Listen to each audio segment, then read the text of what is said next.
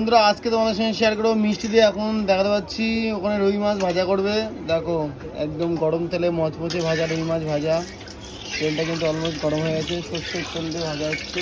বন্ধুরা চলো এখন কিন্তু পরপর পিসগুলো চলে যাচ্ছে। ও ভাই দেখো মাছের সেই বড় বড় পিস। সেটা একটা পিস দেখাও তো। ও চলো কি বড় বড় পিস আর পুরো মচমচে ভাজা হবে একদম।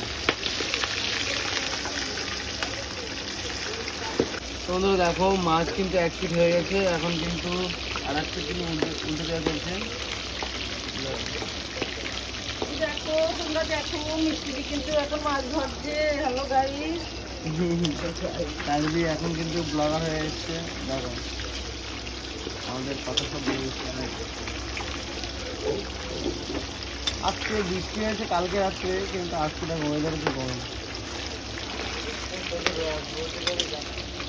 হ্যাঁ ভাই যায় না কেমন আমার অনেক বাড়ি যায়।